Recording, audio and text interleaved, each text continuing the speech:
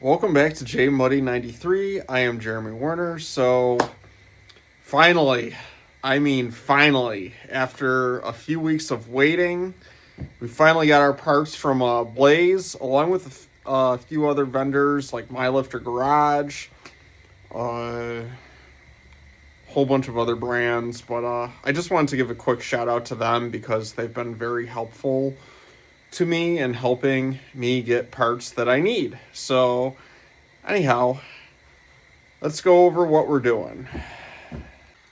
So, as you can see here, we have so these are our jugs. Jugs is another term for cylinders in the ATV world. And then we have our pistons and our rings in both of those two boxes on top. We got our machined heads. Sorry, I kind of have a valve cover just sitting on top of the head for now because I don't have a lot of space on this table. But we have those new parts. Our air intake from My Lifter Garage is sitting inside the house. But anyhow, I did some cleaning of our parts. And we're going to start off with the magneto side when it comes to putting everything together. So, anyhow, let's get started. Alright, so we're going to start with putting in our timing chain guides here. Kind of going to make sure that I check these here before I put them in. These pretty much just... This one here, it just slides on in. One thing I'm willing to admit is I am not a Can-Am tech.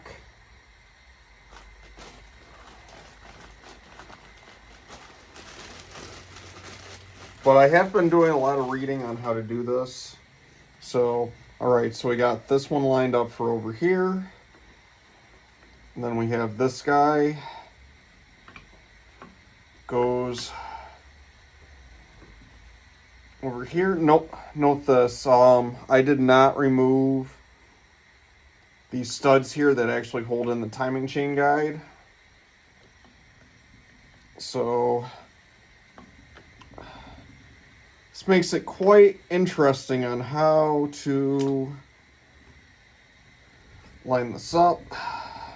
Just gotta be really careful and not break these.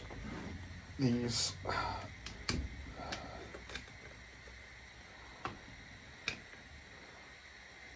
we go. So we got our timing chain guides in, and then next we need our timing chain, which I've been having soaking in some oil here. So I'm going to take that out. I gotta wipe that off. And then once I wipe that off, I can put that in. Okay. So now that we got that in place, note this. I had my timing chain all soaked up in oil because I really don't want this timing chain to get rusty because I get it. Timing chains are something in a car motor that you normally are required to replace. This timing chain here seems like on a four-wheeler it doesn't really require replacing, and at the same time when I went to go check it, it didn't seem stretched. So that's another thing.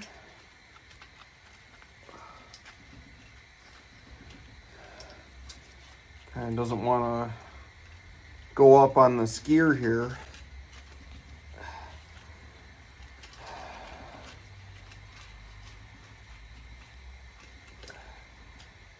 Alright, so we just hold it.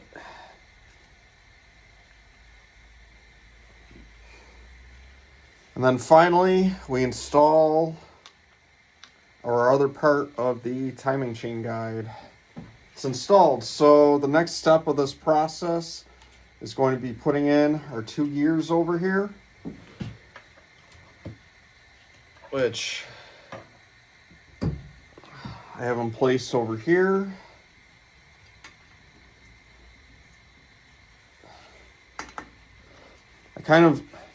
I pretty much oiled everything up already. When it comes to putting these gears in.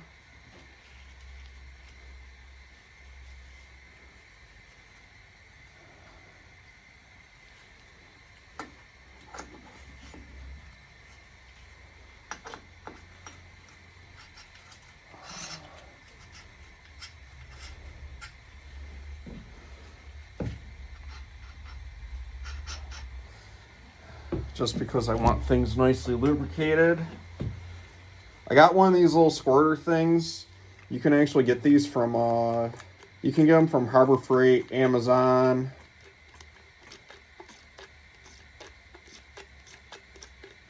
I might actually need to add oil to this. Nope. So there's that. The next step is we need to install our flywheel. Okay, so the next step of this process is we got to install our flywheel here. So one thing you want to make sure of is that your keyway and your keyway here on your crankshaft, you want to make sure that those line up, because if they don't, there's a little hole here, and that little hole there, if it's not perfectly cleaned out, you're basically going to starve this end of the motor with no oil. And I think that's something you don't want. Okay, so next we're going to put on the flywheel.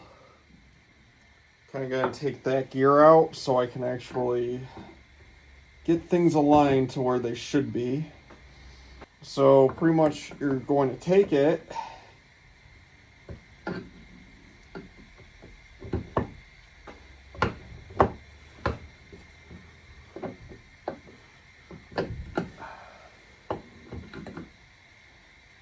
trying to make sure that this is lined up.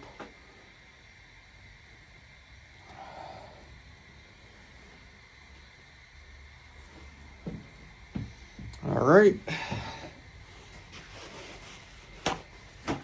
That's lined up. Let's take our gear. We're gonna put our gear back on.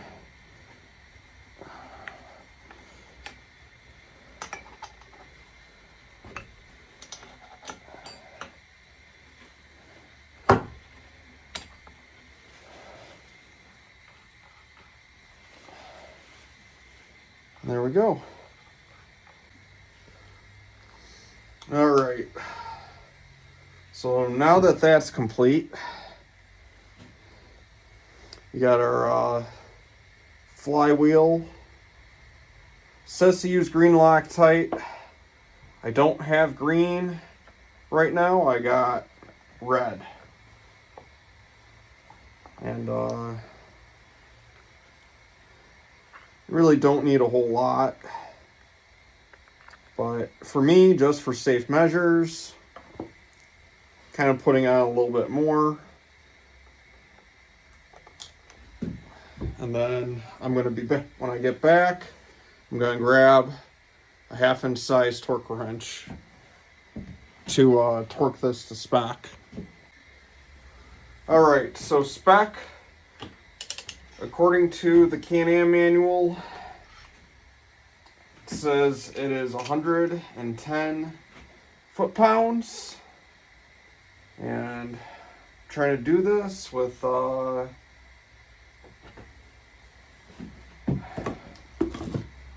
might actually have to lock up the crank here. Okay, so it says to torque this to 110 foot-pounds. I got some help with my dad here. There we go. Okay. So, even though it says not to use a screwdriver as a crankshaft holding tool, well, I did. Not really the greatest idea. Don't do it with cheap tools. Luckily for me, it's a snap-on, so there's a lifetime warranty on it. So now that we got that all settled, we can start putting on the stator cover. Alright, so we got our flywheel on, we got our gears, we made sure that the gears lined up properly. Next step is, gotta take our, oh my goodness. Because what I did do was I already put RTV on the inside of this grommet, but when you install it, they want you to put a little bit on here, not a whole lot, but just enough to seal it up. So that's what we're going to do. Shouldn't really say RTV. I technically use Ultra Black. Because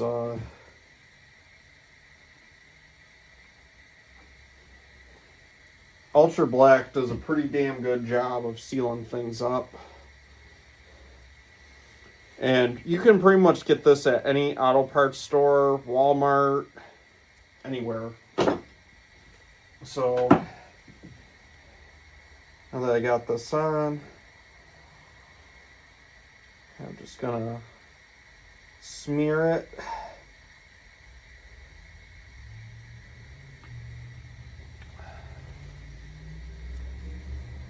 I don't want to go too crazy because if you do go a little too crazy, you'll get this stuff caught up in your motor, and then once it's caught up in your motor, then you are pretty much kind of screwed. How should I put it? If it gets caught in an oil hole or wherever. I need another rag to clean off my hands here.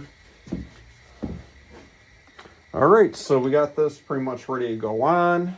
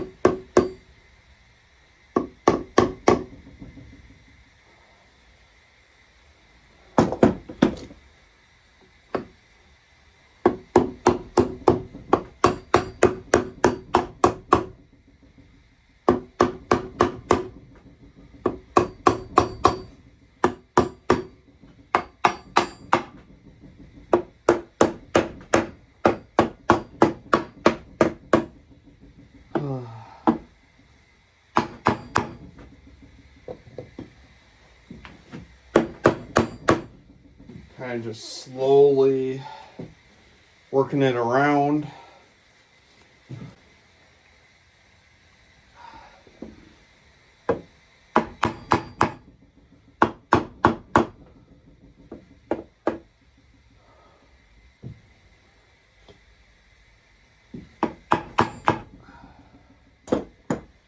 Okay, so pretty much once you get your stator on, you're going to put your bolts on. I'm going to put some Loctite on here just to, how should I put it, a little bit of insurance. And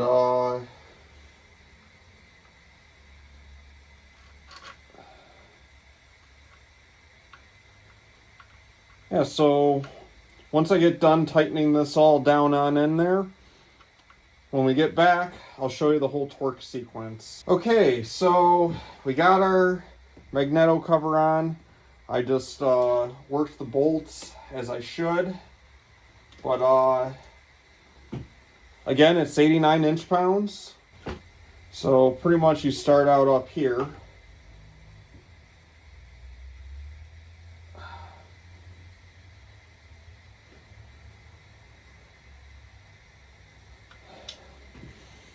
And then you come down here to, this is bolt number 2.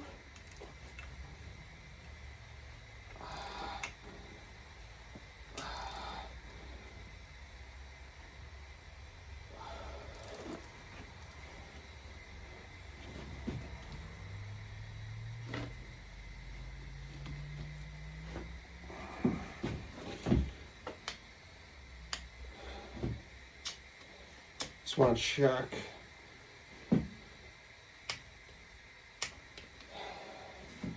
So that's 2.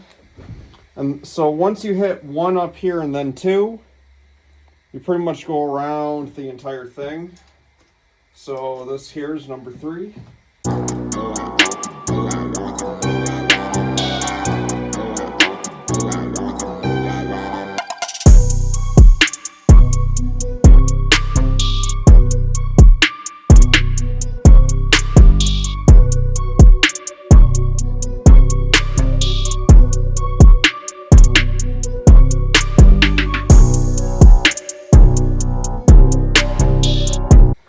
One thing I will go do, what I'm going to do next is I'm going to go around, check it one more time with my digital torque wrench.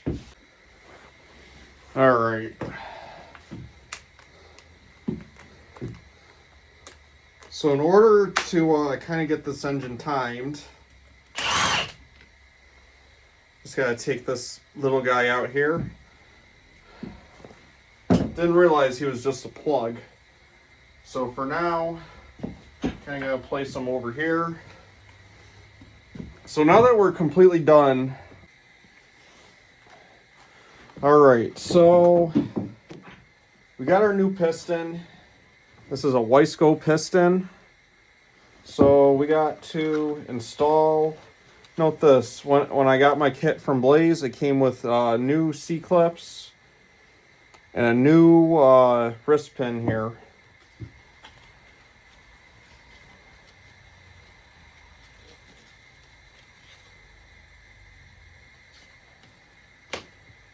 So per Can-Am's instructions, just pretty much just slide it over. And there you go. You have your scraper oil ring there on the bottom. Okay, so I figured something out.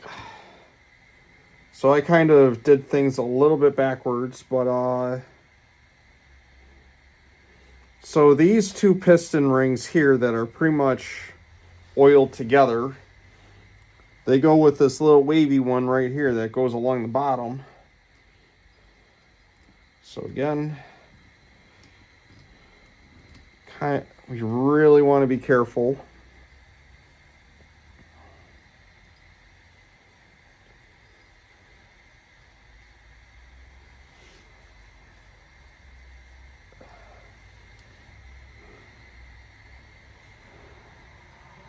Kind of just want to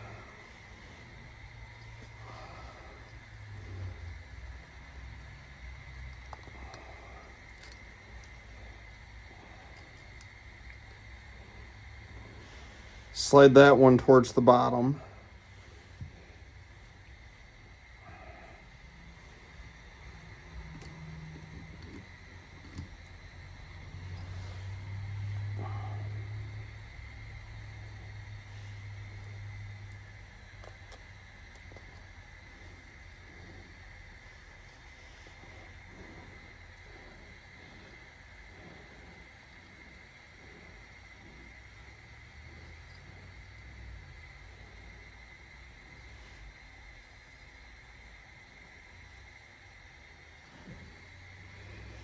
And there we go. We're pretty much we're pretty much in there.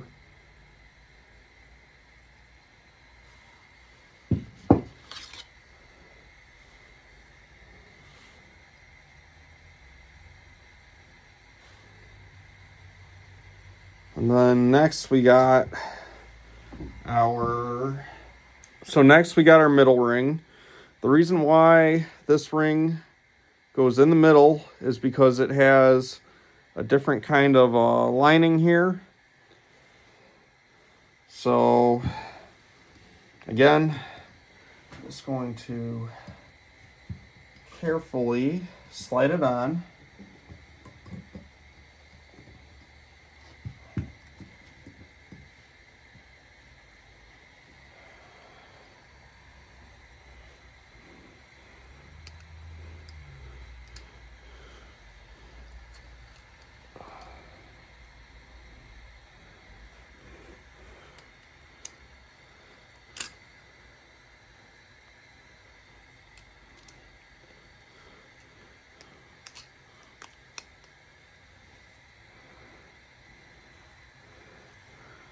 There we go.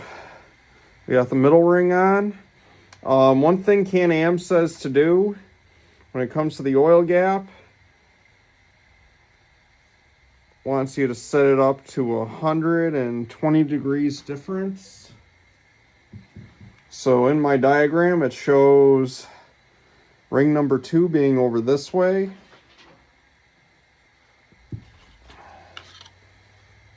And then finally, we have our top ring,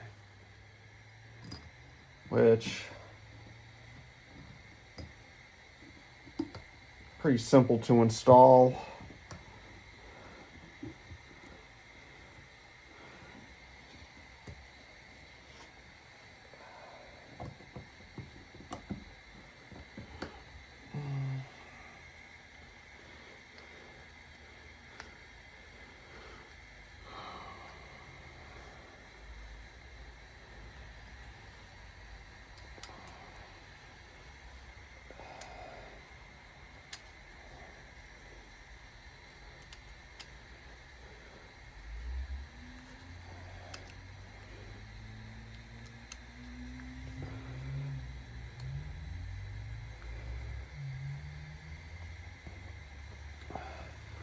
So there we have it. We got our first set of rings installed. I'm going to check with Blaze real quick. I kind of want to make sure that these rings are actually set up correctly, because the last thing I want to do is have these rings be in the motor and we're not getting oil to the top of the engine or whatever. So you gotta install your clips, one of your clips, when it comes to putting in your new pistons. It says to put in one side first. There we go. Got one side in. One thing I like to do before I actually install it, make sure my wrist pin is actually going to fit. All right, so once you pretty much have your piston ready to go, one thing I am going to do is going to give this some kind of lubrication.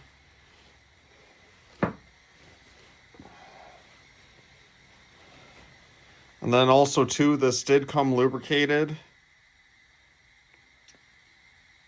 So it doesn't hurt to give it a little bit more lubrication.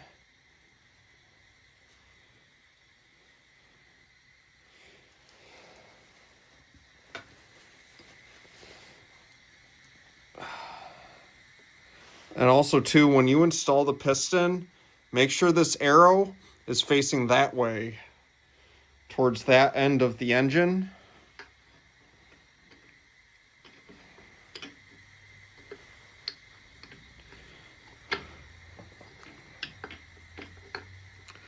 So now we're going to insert our wrist pin here, but not all the way, just enough to pretty much get us home. Can't really see the hole here.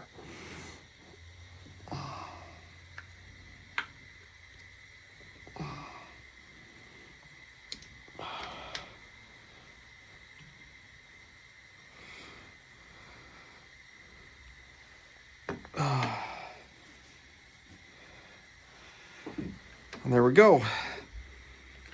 Once you pretty much have your piston on there, You want to take your circlip here.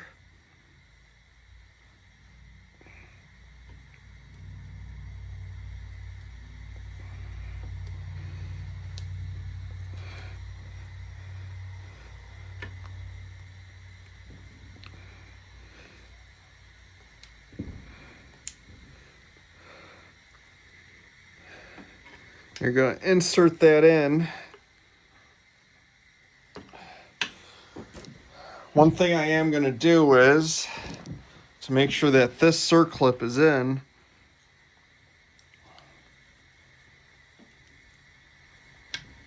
It's kind of just push it down on in there.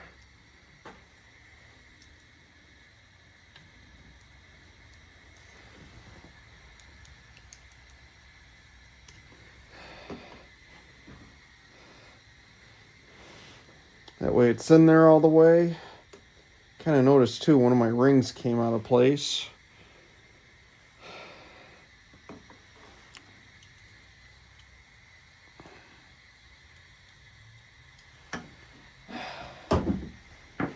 So there you go.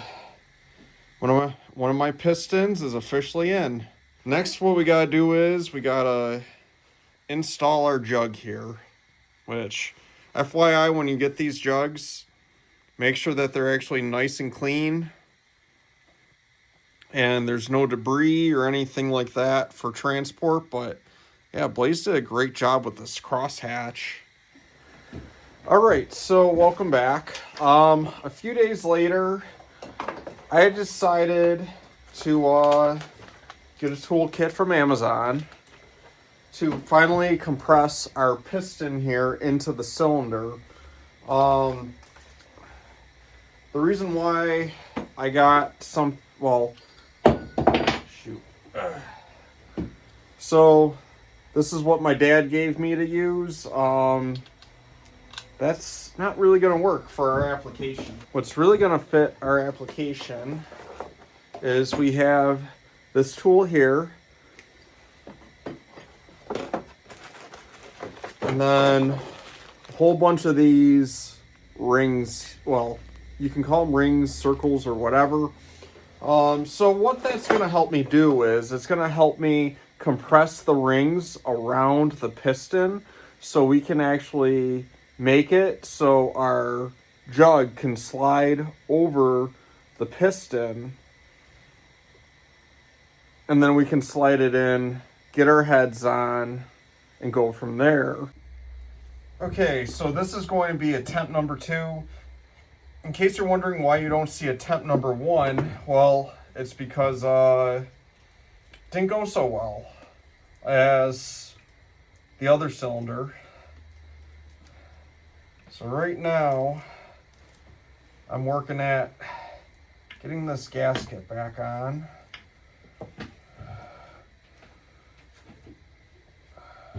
You put our paper towels on. So our paper towels, they technically guard the gasket because this ring tool here, it can be pretty sharp. And you don't want to cut your gasket and then you gotta call up Blaze and be like, hey man, I was silly. I need a new gasket. And then he charges you whatever and it shows up.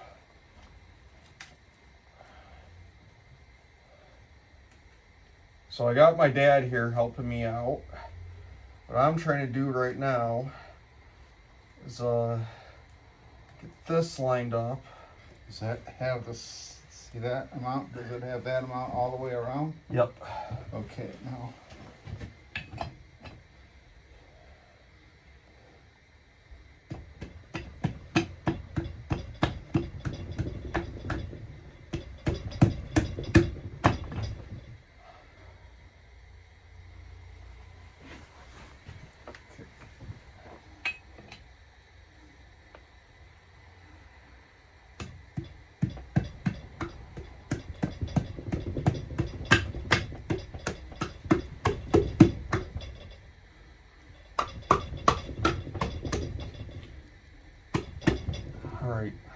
looks like it went in. It did. So now we gotta hang on here.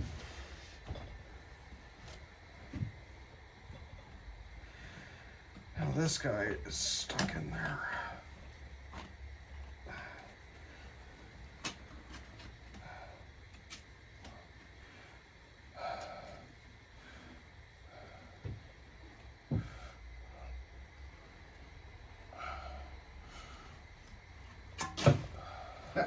There it goes.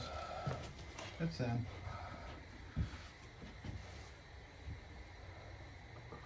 All right.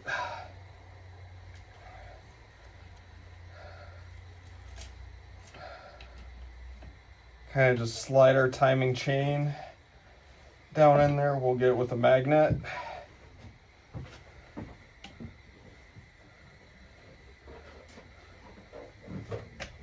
Now we just, I was going to say slowly tap it, but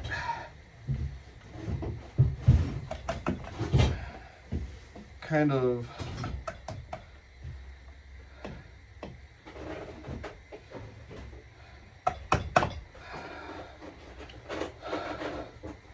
there we go.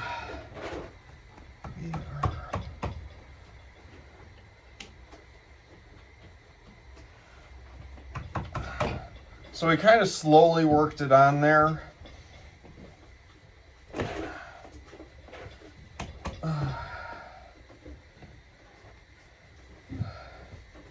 wasn't, I don't know why, but this cylinder here was not as easy as the first cylinder, but it is what it is.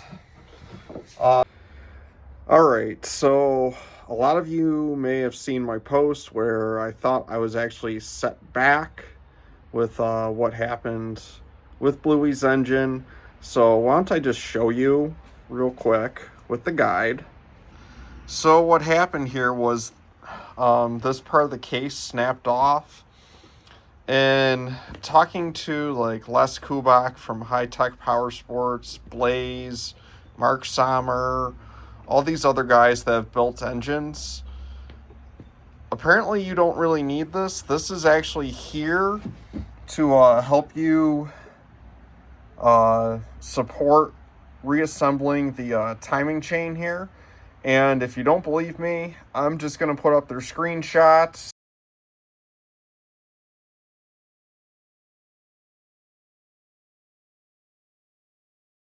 So everyone actually believes me, because you know, a lot of people are just going to be like, oh, you really should have that or whatever. Apparently you really don't. So what I had to do was I had to take off the stator cover here to get the timing chain back on. I put a zip tie on top so I can actually get this whole engine, well, make sure the chain doesn't slide on in. So when I do the timing, I'm not exactly going to put the new stator cover gasket on just yet, just in case this chain decides it's going to fall back in. But I am going to put this on just to get the engine timed, and then we'll take it back off, put the new gasket on, and we will go from there. So anyhow, the next step in our process is to put on the heads, and that way we can actually start timing this thing. Okay, so now we're going to get our head on here. And you got to be very careful when doing this. Note this. This is actually my third take trying to actually do this.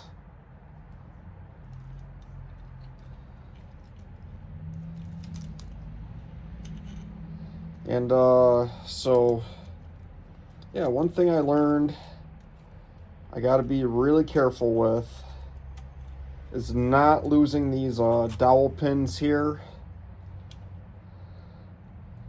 Also, too, I got to move this up here.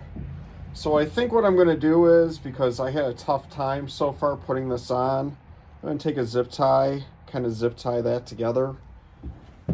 My dad kind of brought up this idea earlier because, or I could just take this.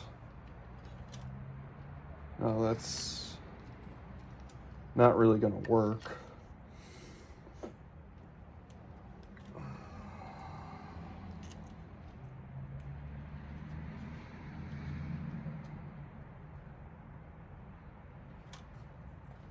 Can it? You're trying to figure something out here without damaging anything.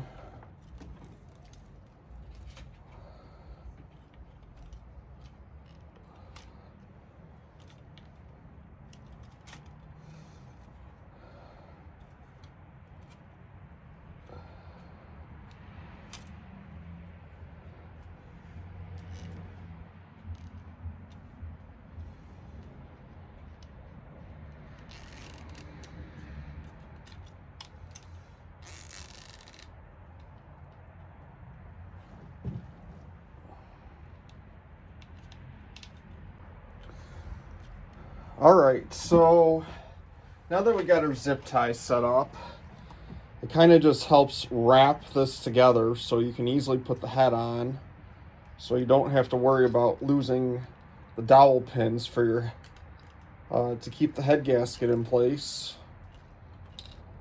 Kind of just take that.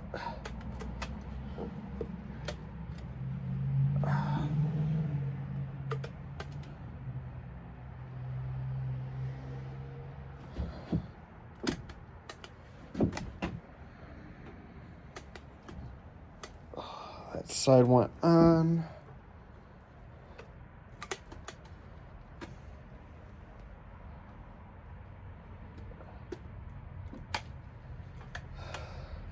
There we go. Got this side on. I'm willing to admit, if you gotta get the head studs, get the head studs. I think doing this with head studs would probably be a lot easier than trying to do this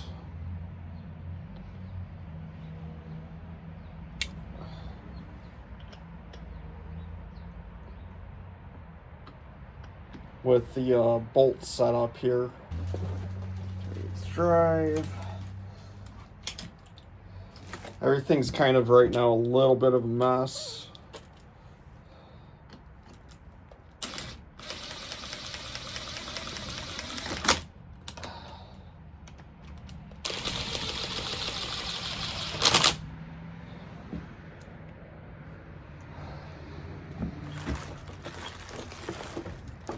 That's all I want. Just go down until it's snug, and then we'll start torquing these up. Also, too, to get your zip tie out, you just cut it and just slip it on out. So there's that. I'm going to continue to get the rest of the head put into place. Okay, so to torque your heads down, according to Can-Am, you want to torque it to 15 foot-pounds, and the sequence goes 1, 2, 3, and then 4. So that's what you do first. You torque it to 15 foot-pounds. Ooh.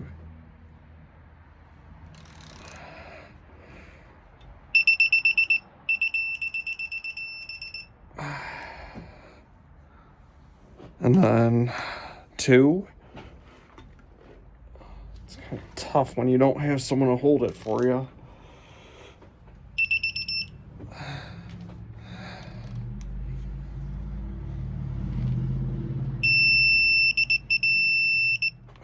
Two. And then 3.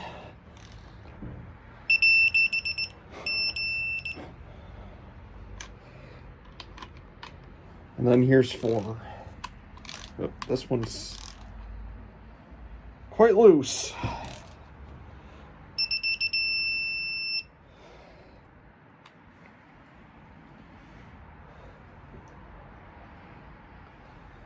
And then the next step of the process is it wants you to torque them to 180 degrees. So kind of gotta wait for this thing to get done with its calibration. Okay, so I kind of asked my dad to help me out here, but then we torque it to 180. And swing to 180. Yep. Not 180 torque, 30 torque, right? And then we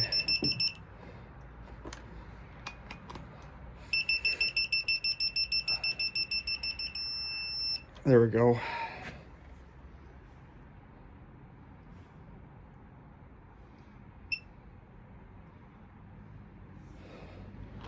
Then we go to 3.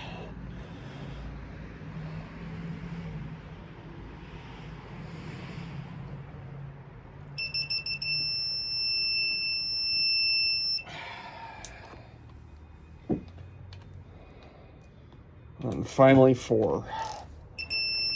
Oh.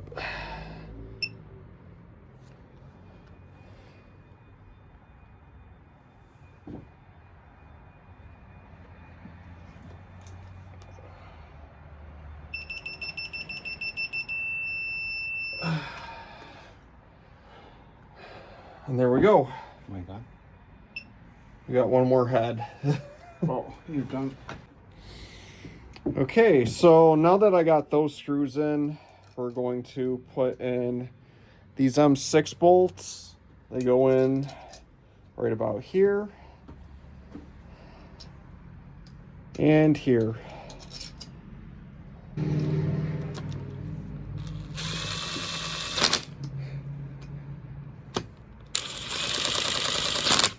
Snug those up. So yeah, I trust my 3/8 torque wrench way more than that little 1/4-inch drive Pittsburgh one. Because, yeah, I don't want to snap these bolts off and then I got to take this whole thing apart again. So, all right, we got this side done. All right, I should add that I did torque down the one bolt up in the upper left corner. It's just when I did do that, it, how should I put it? I, didn't have my dad helping me out, and so I did get it done. And also too, those 2 bolts on the side, those are torqued to 89 inch-pounds. And we're going to skip over torquing down the other head because it's pretty much the same process as the other side. And on top of that too, I'll go through timing the engine, and then to save time, I'll explain what exactly I added to my machine to make it have as much power as it's going to have when you see the Busco video. All right, so what Can-Am says to do is you time cylinder number 2 first. So what you look for, so right here is I2 on your magneto flywheel here. So you're going to take your Mr. RPM locking tool and you're going to take it, shove it into place. Make sure it's locked. Which, in my case, it is locked. Sometimes you hear a little pop and it's locked. Okay, so once you have your cylinder set up at I2 on your magneto flywheel, you're going to take your flywheel and put it on. And if you got your zip tie, you use your zip tie to pull your timing chain up to try to get tension. So just gonna take it,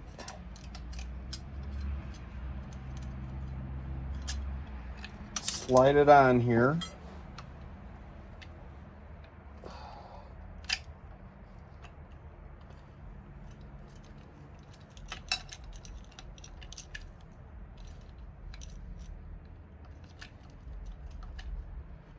Try to get it lined up.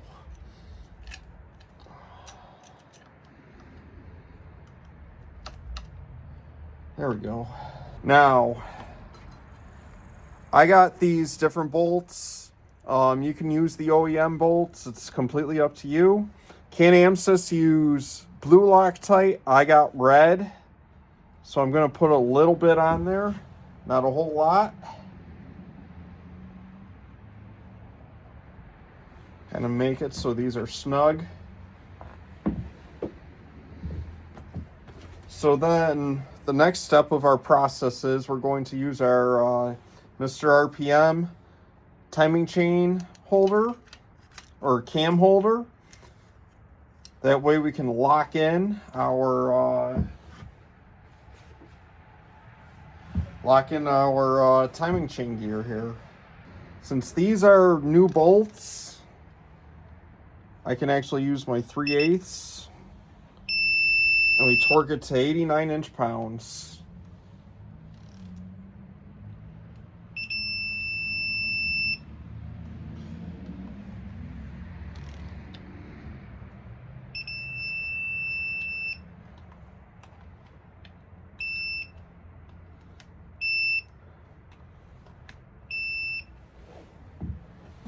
There we go.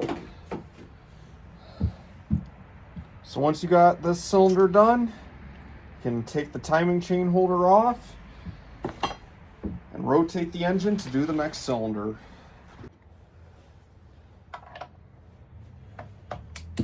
Okay, so Can-Am says for cylinder number 1, you gotta rotate it 280 degrees counterclockwise.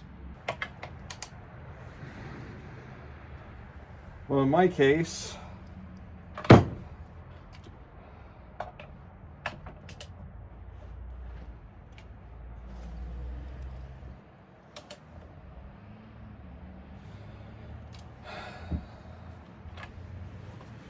so to give you an idea, if you are actually in time, you actually see that these lines are actually straight across, horizontal, across the top on the rear cylinder. So that way when you put on the front cylinder, you know that you're actually in time. One thing I will admit, for T1, Can-Am says they want you to rotate it 280 degrees counterclockwise. I was able to do the same thing, rotating it the other way towards the T1 section of the magneto. So anyhow, I'm going to get this wheel on, and then we're going to check and make sure that, or sprocket, whatever you want to call it, and then we're going to check our compression. All right, so once you got your motor properly timed, you will know because you got these lines lined up with the top of the cylinder head. In the back, the lines will be more of on top. And one thing I do recommend is you put some oil into your cylinders before you start it. I kind of already took the job of putting some oil up here on top. So the next step is we got to put in our timing chain tensioners. Okay, so anyhow, down in the bottom of this plunger, there's an adjustment. I have this turned in all the way. So we're just going to put that on. And if anyone figures it out yet, I'm probably going to hear this joke of, hey, this guy likes red Loctite. Whatever. Y'all can think what you want.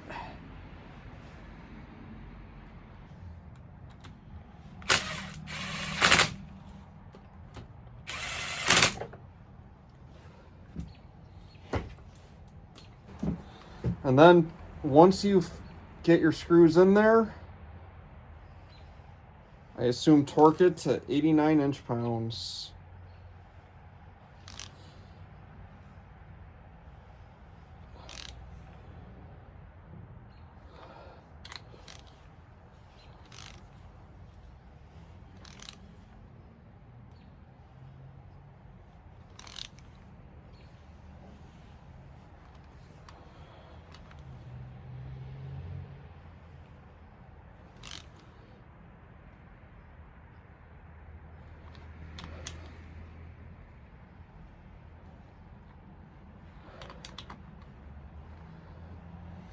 because I don't want to crack anything.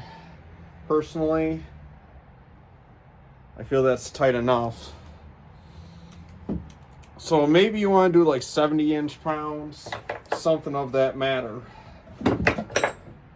So the next step of your process is you need to make sure that you actually have a tight timing chain. So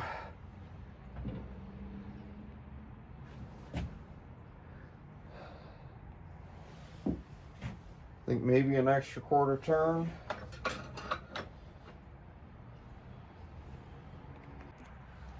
So yeah, a little extra quarter turn. I'll just stick my screwdriver, my little tiny screwdriver in there.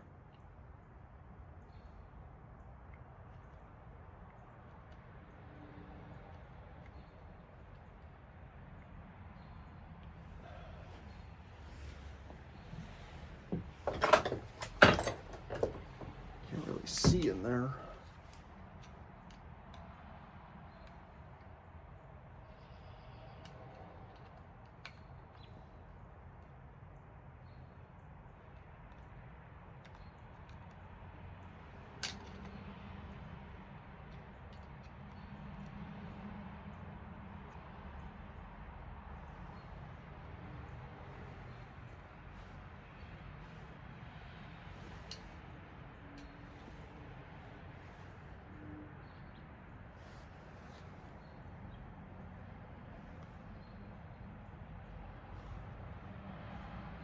And there we go. We got a tight timing chain. And then what you're going to do is, if you notice the end of the spring here, you're going to match up the spring with the slot that's in the plunger. And then also too, make sure that this end of the spring, because it's pretty much shaped the same way, is also stuck in the groove that's up here on top. And then once you got your spring lined up,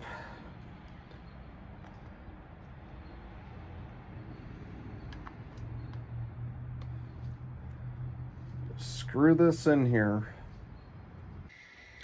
Okay, so next what we're going to do in this build is we're going to check our valve lash. Valve lash is so key because if you don't have your valve lash set up properly or valve clearances, what happens is your piston can kiss your valve, thus making your engine blow up. So this is very important. Okay, so what you're going to need is a feeler gauge. Note this. Mine is 0.016 of an inch when it comes to my valve clearances.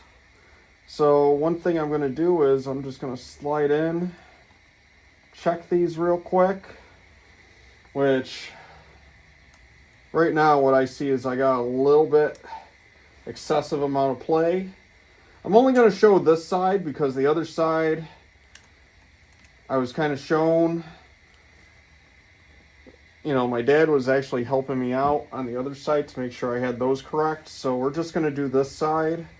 One thing I'm going to do here is take our screwdriver,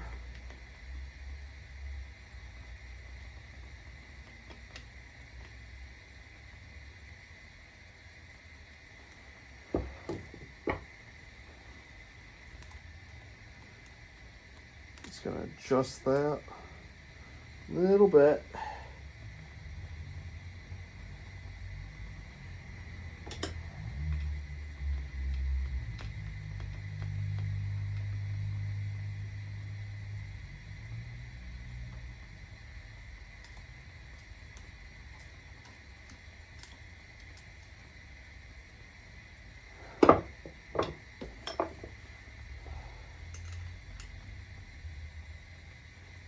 Tighten that up.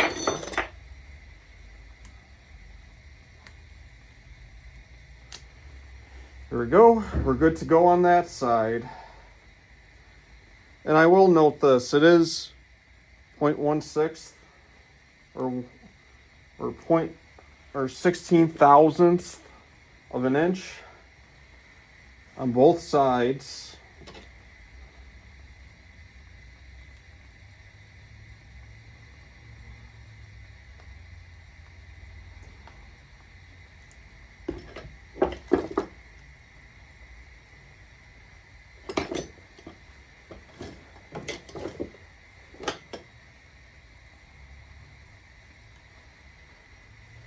And then once you have what you want, just tighten it down.